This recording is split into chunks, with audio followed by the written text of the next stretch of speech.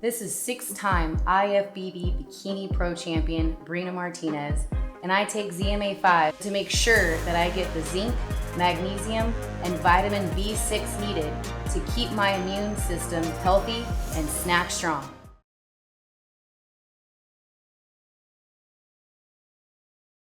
You're making me nervous with the headphones. Are we feeling like talking today? Do us a favor. Okay, cool, brilliant. Listen, you had to go through the courts, right, to get to this moment. What is it that you want to prove in the arena on Saturday night? I don't have nothing to prove. You know, I'm in a great place. I'm in a great state of mind, have always been. You know, I got a lot of great people around me that's been covering me all this time, you know. It's nothing to prove at all. This right here is redemption, retaliation, retribution, you know, and all of the above. I got you. It's a long way to look up at you. Won't you sit down for me? I'm good. All right, okay. How have you managed to stay motivated during this time? I've just been training, Kate, you know, taking it day by day, enjoying my life, training for a fight, and that's all we can do. Live every day, one day at a time, and I look forward to today. Because every day we wake up is a blessed day. Remember that. Amen, that's true. You've had a lot to deal with in the meantime, though, right? Because you had made the fight with AJ, then you had to deal with scrapping the fight with AJ. You had COVID that you had to deal with. Your wife has had a baby. Congratulations, by the way. How have you managed to stay dialed in, or at what point do you think you really got dialed into this fight? All these fights are exactly the same to me. You know, I've got some guy trying to take me head off with punches. No matter if it's Deontay Wilder or whoever it may be, it doesn't really matter to me because it's a Tyson Fury roadshow, and it's been continuing for 13 years. So I train every day of my life, twice a day mostly. I eat, sleep, train, repeat. You know, I've had a few personal problems at home, but you know, there's always going to be some type of problem or hurdle to get over in life. So it's just how we do it, you know. And I had a little baby girl who was born 7.5 weeks ago, and she was very unwell for a minute or two. And, you know, I was there for 2 weeks in the hospital with her. And as soon as I knew that if I got that hurdle out the way, then I knew that things would be good and I could concentrate on the fight. And that's exactly what I did. Do you feel comfortable being away from home? Yeah, I'm 100% confident, you know. The baby's 100% at home, everyone's good, family's good, so, you know, Daddy's just got to do his job now, that's it. Many long months, though, right, that you've been waiting for this moment. Have you allowed your mind and your body a second to kind of step back at any point during that time? We've been going from day one, since the last outing, you know. There hasn't been no stop. All the delays and all that, you know, has been beneficial for us. You know, we've been continue to carry on. You know, one thing about this camp that I've had, I've been able to have all my brothers around me from the start, and we're all together now. You know, so I've been talking about the love that's been around me all this time, and it's been real. It's been amazing for me. You know, when many people thought I was down, depressed, and all that, I can't be. It wouldn't be fair to the people that I have around me to even feel that way. Certain things I didn't even know what was going on in the world, you know what I mean, because of my focus and my dedication that I've had, you know, and it's just been amazing. Overtraining is a real thing, though, right? So have they had to pull you back at times? Overtraining is a real thing, and we've been able to stop at certain times, take breaks certain times, and get back at it. You know, certain things, it'll be a little lighter than others, you know, until we're able to get back on track, you know. So everything has been good. I think we've timed everything out perfectly. I think we've done all the right things, and come Saturday night, it's going to be definitely a different fight, you know, for all the fans. You know, they should be excited. You know, it's not rare that we get trilogies like this, and I think it's going to go down in history. We are excited. I think it feels really different coming into this fight than it did coming into the second fight, right? After that first fight, it felt like there was still mutual respect between the two of you. After the second fight, it feels like that has been lost somewhat. Deontay, there were many accusations that you made towards Tyson about reasons that you felt that he had won that fight, ways that you felt that he had cheated. Do you regret any of the accusations that you made towards him? I don't regret it, and I go to my grave believing in what I believe in. I know things for fact. I have confirmation, clarity of a lot of things, and which, you know, one thing about it, you know, men lie, women lie. but your eyes don't lie what you see, you know. So people can believe what they want. We're all human. We believe what we want, but the eyes don't lie. And it only made me better as a man, as a fighter, to understand and to see certain things and know things for facts. You know, it made me even hungrier than before. God is a great God, and He don't make mistakes. I wouldn't take it back for nothing, because nothing that even the way I felt, even coming into the fight, even the way when Chris took the mask off me, how I felt, I wouldn't take it back for nothing. I needed it. It was a blessing in disguise. Tyson, he did accuse you of some of the biggest violations in boxing, right? You kind of reacted almost like you don't care, like it just kind of washes off. How do you really feel about it? I don't care, because obviously it's coming from an unwell person. He accused me of everything, accused his team, his trainer, the suit, injuries. Who else did he accuse? Oh, the Athletic State Commission of Nevada, they were in on it as well, the referee, whoever else. Maybe if he'd come out with one of these excuses, then it would have been believable, but not 50 of them, come on. And he can believe what he wants. What it tells me is that he's a weak, mental little person who I'm going to spark out on Saturday night. I beat him the first time after 3 years out the ring. Quite comfortable, actually. He won 2 rounds of a 12-rounder. I absolutely obliterated him in the rematch. He didn't even win any of the rounds. And in this third fight, I just see much more the same. In fact, he's even copying me. Look, he's got no T-shirt on today. He learned that from me. I'm famous for wearing no shirt in press conferences and having no shirts on. This guy's copying me all the time. And I know I'm an inspiring person and everybody wants to be like T. But, you know, it's supposed to be bronze bomber. Do your own thing. Stop copying the Gypsy King. And listen, I hope you got your excuse book ready, Dosser. And what's he doing here? He should have had the sack as well, Jay Diaz. Because if Mark Breland was doing it, he was in on it as well, because he was in the changing rooms. Watch my hands get wrapped. I want to know what you got to say, Jay Diaz. You was there. Are you on the conspiracy as well? We are going to bring trainers up later on. It was actually him who taped the knuckle dusters on. It was Jay Diaz who taped the knuckle dusters on my gloves. Deontay. He was there. You clearly believe that these violations truly happened, right? So what steps... He don't believe that, Kate. Give me 1 second. In his own mind, he don't believe it. What steps have your team taken to make sure that this is a clean fight, that you guarantee yourself that this time around? We got a lot of things in line, a lot of things in order, you know, and I think that's just what the world, only thing that they need to know, you know. There's a lot of things that I can say and put out there, but, you know, like I've always been since from day one, silence is golden.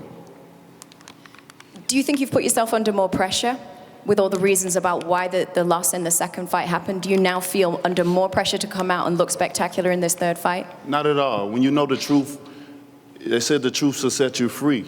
You know, there's no pressure on me. And then when you have nothing to lose, there's no pressure at all. All the pressure is on him. Is that how you feel if you've got nothing to lose in this fight? It's nothing to lose. Nothing to lose and everything to gain. Why do you say nothing to lose? Because I think a lot of people would say that your legacy is potentially on the line in this fight. Your legacy only dies when the man dies, when the desire and the fire resides, your heart for the sport or anything that you do in life. When that dies, so does your legacy, and I'm well alive. By the way, but I was just talking about the group that we were in before Usyk even come into the picture. Mm-hmm. Out of all of us from like years gone by, like say the last 10 years, there's only me, last man standing. And I'm the one who's had all the problems, all the inactivity, everything. And I'm still here, still undefeated. I'm a lone soldier now. The last one undefeated. Actually, the first 2-time heavyweight champion of the world who never lost a fight. How amazing is that? You have... History maker, if I was interested in that sort of thing. You've talked a lot about mental health, right? That's something that we've all appreciated you being really open and honest about. Do you feel mental pressure coming into a fight like this, and how do you deal with that? What do you make sure you have in your surroundings to keep you in the right place mentally? You know, mental health struggle's no joke. You know, it's you can never get over it. It's not if or when, but it's not if, but it's definitely when. Mental health will always creep back into your life at some point, and it's a very, very, very dangerous matter, and it's a global pandemic on its own. Without COVID and all that stuff, the mental health struggle is real, and if you don't keep it at bay and take the right procedures to to handle it, then you're going to wind up in a very bad position, like I was at one stage in my life. But I've learned to manage and maintain it all now, and look at me, I'm flying. I'm stood here as a heavyweight champion of the world, WBC, Ring Magazine, lineal champion, undefeated in 30-odd fights, still good looking, lost my hair, but whatever. Still a fine specimen of a man, and still confident as ever, and still on top of the world. So life's good. Life's very good. Very happy. Where are you emotionally, Deontay? Because you're really big on energy, right? What's your energy towards Tyson Fury at this point in time? My energy is like my mind is very violent, you know. So I'm just ready to go. October the 9th. You know, I've dedicated myself. I devoted my time and my body, me and my team, reinvented. I'm ready to reintroduce myself to the world, you know. I've seen you wearing all that gear, which has the Russian slogan on it, right? Which says "Glaz za glaz," which means eye for an eye, I think, correct? For sure. What does that mean to you in the context of this fight? Exactly what it means. What do you want to repay him with? A loss for a loss? Is that what you're looking at, or how do you mean it? I'm gonna let you be the judge come Saturday night. All right, fair enough. I've learned to choose my words wisely, you know. People always take my words out of context, you know, and that's why I've been very silent, you know. Like I said, silence is golden, and at this point in time, it's all action for me. Action, action, action. I don't have many words to say, you know. I wasn't planning on even talking today. I was going to have Malik coming up, but, you know, I respect you, Kate. Thank you. And I'm just ready to show action. Malik, talk to me. Deontay says that you've been able to bring something out of him that nobody else had. Why is that? I'm a student of the game, obviously, and so Deontay, in my opinion, he ruled the heavyweight division, had 10 defenses at that time, and was just using one weapon, and on certain occasions he'll use 2 or 3. But over the years being in training camp with him in boxing, I used to always say, when he get into a fight, a lot of those things disappear, and I just never understood why, and it's because he got content with just knocking people out with one weapon, which was the right hand. What I did was I went to his toolbox. I didn't give him the toolbox. I went in and I pulled everything out that I feel as though that he do well, and I made sure we didn't do it from a subconscious state, or we didn't do it by accident. And the way to make sure it wasn't done from a subconscious state was constantly do it and drill it over and over and over again. And that's what I did. So it's not like I gave him a toolbox and I'm teaching him something new. Everything I'm teaching him, I may put it in different variations of things and have him throwing combinations. What I don't have Deontay Wilder doing is doing choreographic pad work. What I don't have Deontay Wilder doing is ducking down to the ground like he's fighting Black Pernell Whitaker. He's fighting a tall guy. If a 6'7" guy is fighting a 6'7" guy, somebody has to get under a hook.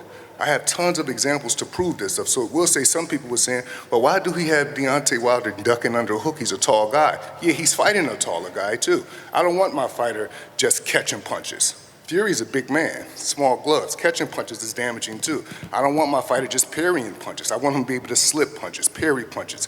And that's where the 5 different dimensions thing come from. Deontay Wilder can do it all. And I just pulled a lot of stuff out of him in training camp, and I made sure we drilled them with intent, not from a subconscious space. I hear you. It's been looking great. Talk to me, Sugar Hill, because you moved into this relationship with Tyson Fury just before the second fight, right? Took over after that first fight and saw obvious opportunity to do something differently going into that second fight and switch up the approach from the first fight. What opportunity do you see going into this trilogy fight to do things differently, if any?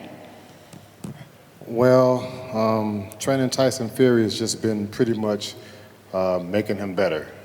He's already been an exceptional boxer before I started training him, and just fine-tuning those skills, making sure he understands a little bit more things that maybe he didn't see, allowing him to see those things, but more importantly, just being ready. I feel like Tyson Fury being ready is unstoppable. Malik and Deontay talk about each other as having a brotherly love relationship, right? How would you describe, Tyson, your relationship with Sugar Hill? You got your mic. Yeah, me and Sugar go back a long way, back to like 2010, Detroit City. We've got a great bond going on, and to have any successful relationship, you've got to have good communication. And that's the most important thing in our lives, communicating with each other. And me and Sugar Hill have got that. We have this bonded glue where we gel together. We've got similar personalities. It's not easy for me to pick a trainer because I do outlandish things, I'm outspoken, I do a lot of stuff. And I've got to almost have someone on the same wavelength and personality factor to match that in order to be able to train me. And I definitely found a match with Sugar Hill here. Is he a lot to deal with, Sugar Hill? No. All right, fair enough. Deontay, it seems like trust was key for you when you were making the decision in terms of who you wanted to be the head guy in your corner. Where does that trust come from with Malik? And has he surprised you with everything else that he's been able to bring to the table for you? I trust my brother with my life as he trusts me with his. You know, I'll give my shirt off my back as he would for me, you know, and that's how it's always been from the first connection. See, when we both first met, it was just, the energy was just, it was connection. It was, you know, sometimes you can meet other humans and you just, your energy is just, you just don't mix with each other. And then you can meet others that is just like, damn, where you been all my life? You know what I'm saying? And that's how it was with him. And fun fact, my birthday and his mother lands on the same day, and his birthday and my mother's land on the same day. And when I met him, he brought his family along. We was in camp to see him, and I cooked for them, that's Southern hospitality, and we got to know each other even more. Even when we fought each other, it brought us even more closer, more so than ever. And in boxing, you need people, you need people that you can trust in this sport. I mean, this is a money-driven sport. There's so many loopholes and different things that can go in, and you just never know who may be jealous, who may envy you in certain ways, even when you think the ones that really love you or you have them at your dinner table with your children, and they play with your children, you know, and sometimes that's just not the case. But with him, you know, with all my guys, you know, I don't have a big entourage, I don't need so, you know, and it's just the love that we have for each other, all of us, that we have. Come on, get a room, get over with. I think, Malik, one of the things that people have been super interested in is watching how much you've been working on fundamentals, and that's been something that you guys have talked about openly, right? I think people on the back of that really want to know, what does that mean for Deontay Wilder in terms of the way he approaches this fight? Does he come out aggressive? Quickish answer if you can, sorry. Well, when it comes to working with Deontay fundamentals, it was easy because he have good fundamentals. It's just at times he didn't. A lot of times he didn't use them. So it goes back to the statement that I'm really just reminding him about so many different tools that he just wasn't using, and we wasn't going to do those things one time on one sparring partner good and then forget about it. No. We're fighting Tyson Fury, and fighting Tyson Fury, he's not just fighting Tyson Fury. I'm going against the intelligent, great brain as far as Sugar Hill, because Sugar Hill come from the cloth. So when I approach a fight like it's the opponent.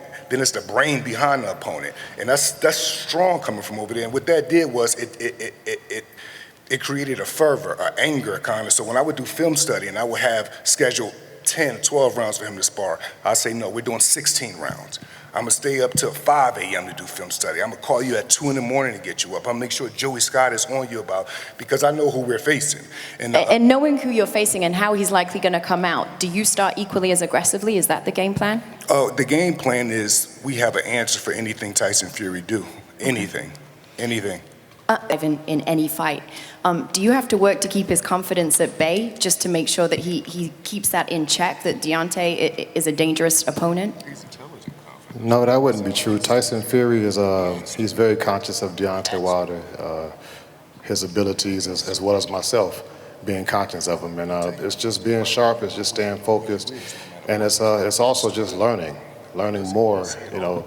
There's always something to learn in boxing, and Tyson's taking that very well, and he's enjoying learning and having fun with it. So having fun and learning and executing and you know, trying to be the best, being perfect at what you do, you know, that just makes for a better Tyson Fury. And I'm excited for this Saturday coming up, actually to see what Deontay and Malik's been working on, my man Malik. And you know, I'm happy for him.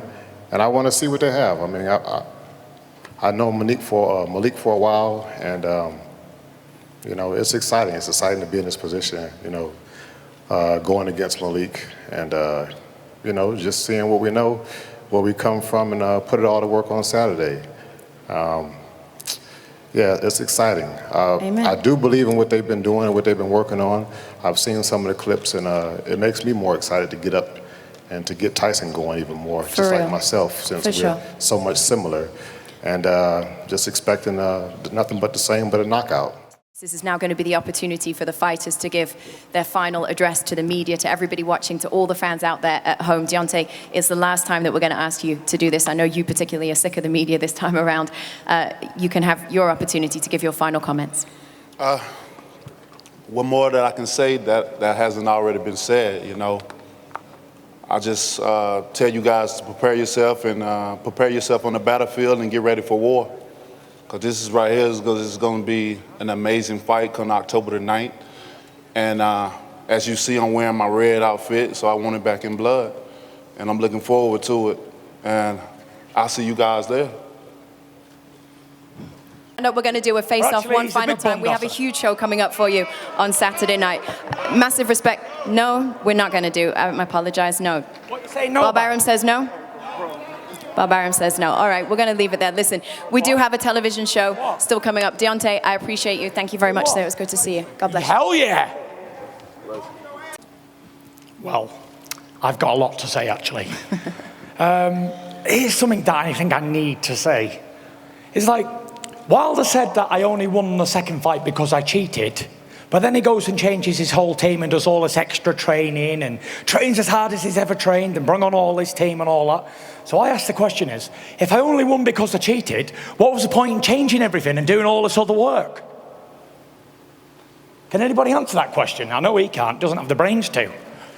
So, no one can answer that question, can they? So, the fact that I've egg in your face, bitch, is the word. That's what we say. And here's another one. He says he wants to do bad things to me and hurt me and do all this malice feelings, and he's got anger and aggression. Well, for those who hold a hot coal with the intentions of throwing it at somebody, guess what? They're the ones who's going to get burnt. I don't want to hurt Deontay Wilder. I just want to beat him in a fight.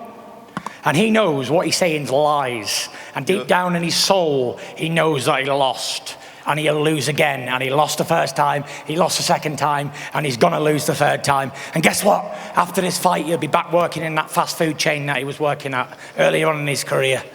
Because that's the only place he's going to be welcome. It's easy to answer your question. For him. It's easy to answer your question. Retirement, Dosser. The answer to your question is why you changed for the first and second. No, that ain't the answer to the question. That's another question. So that's not an answer. If I only won because I cheated, why do all this extra training? Why you change the first and second? Obviously you can beat me with the old training you was doing, as long as I didn't cheat. So ask yourself that question. You got to ask yourself the question. If I've done all this cheating, I see nervous energy. Yeah, then why has he not prepared himself? He hasn't done any extra steps at all to stop me from cheating again. Why you explain yourself? I'm not explaining myself. I'm asking you the question. You haven't denied any allegations. allegations What have you done to this point. I don't need to deny it because it's true. You know what I'm saying? You haven't denied any allegations. I had knuckle allegations. dusters on. I had a turbo jets on my feet. You don't even want certain media in here to give you the tough questions. You have nobody to give you the tough questions. And there's nobody in here that can ask me a tough question. So when it's like that, you're in denial and you're getting knocked out. Let's make it happen. And you're going to retire. Retire off You don't know nothing about knocking no one out. Do yourself a favor. You don't have knockout retire. power. Your legacy's in bits. Even in my worst times, you still here like a bitch. I didn't feel nothing. No one's even believed you. I didn't feel anything. You were wondering why I kept getting up and getting up. Because I didn't feel nothing. You have no power. You're not a knockout artist. Well, I knocked you out, didn't I, Dosser? Nah, I went out on my feet. That's a knockout. I had a disloyal trainer to throw the towel in. And guess what? When someone throw the towel in, after the boss tell them not to do, the employee get fired. Yeah, but you said I had knuckle dusters on. JD is in the room while I had the fucking gloves on. Why didn't he say something then? He's in on it too. Don't worry about him. He's in on it. Don't worry about him. I handle my team like I handle my team. Shelly Finkel, he's in on it too. You handle yours like you handle yours. You're a weak man, you get knocked out. Thank you. End of. Thank you. I'm the one that defended my title 10 times. I go down in history I don't need as to defend 6. titles. How many times have you That's for defended? dossers like you. How many Dossers times? like you I don't have to defend cheat. them. I don't need to. I've never had to cheat Look at in me. years. I've come here If you look up your representing history WBC and you today. look up my You've come like a history, Trump, which dressed I as me. advise everyone to do their Dressed as me on a homework. training day. You look up you and you look up me. I'm a nun in this sport, baby. You ain't I don't nothing. have to cheat. You will only I ever don't have be to eat remembered boar meat. for I don't robbing have to. I Tyson don't Fury in have Los to stick Angeles shit up my and ass to getting make me knocked out feel a by certain me. type That's of way. your legacy. I don't have to Tattered. use Torn certain to things. bits. I don't have Finished. to manipulate my gloves. I don't have to do those things. You have to do it So all. at You night- have to do it all. So at night when I Because look you into are the a mirror, loser, at and night you're when I being look into trained the by mirror, a I loser. know I'm a So that real makes two king, losers. a real champion. And you're going to get knocked You out feel on me? Saturday night. I don't- No problem. I don't and- feel you because you're a And if I lying don't little step another dosser, gloves up in my insecure life, I'm piece of good. shit. That's You the get difference knocked the between fuck me out, and you. bitch. I don't have to fight another day in my life. Doesn't matter. I'm good. Because your legacy's already finished. I'm good. All the excuses. I'm good. You've How been can done. you say the same You've thing? been done. Finished. Can You've you been say beat. the same thing? You've been beat. You've been So keep feeding your humiliated, nose. and you've been busted. And let's End get of. ready. End Let's of. go. And that's it. And there's no one in Nervous here energy. can accept the fact that this little pussy got his ass handed to him, not once, but twice, and he can't do nothing about I it. accepted the Because he ain't fucking man enough. I accepted That's why. it. I accept. Look. Tell him what to say, Shelley. Come on. Tell him what to say. It's When fine. I was in the condition I was in, I could have stopped the fight. I could have went back to my corner, but you know what? I'm a king. I'm a warrior. I accepted didn't look the like a king opportunity. when you was getting And fucked up in that corner. I accepted what I was going through to still fight you. Yeah, you look like a dosser. I You didn't still look like a accepted king. it, and you I still look like couldn't a knock king. me out. You still You look couldn't like do a that. dosser. But guess what? If You the look like roles a were dosser, and I look reversed like the king. and you was in the situation I you was was in in, that corner getting they would your have head called bumped. 911. Your One trainer, second, one Jay second, Diaz, sorry. Someone please call he done you a 911. favour, Mark Breland. He saved your life that night. Don't know- Tell You him didn't I want to just sack got- him. You wanted to give him a pay rise. And- A Give me pay one second, rise. give me one is what second, why- both of why you. is he Give me one second, terminated? Give me one He second. needed a If he pay say rise. He saved I'm your willing life. to die in the ring, I are don't you? know how wise this is, but we are I'm going to willing to ask you die in to the ring, face so off it ain't no because we're running saving out my of life. time. That's on why I the do the things. That's Tyson. why I do the things outside of the ring, and my Tyson. family have an understanding. My children have an understanding that Daddy has a dangerous job. You know, there's no other sport in this world that have collected as many lives as boxing. Amen so to I that. understand what I'm going through. And we So respect both of I you don't want for nobody those to worry about reasons. my Can I children. ask We both good. of you I don't respect to him. I stand think up? he's a bum.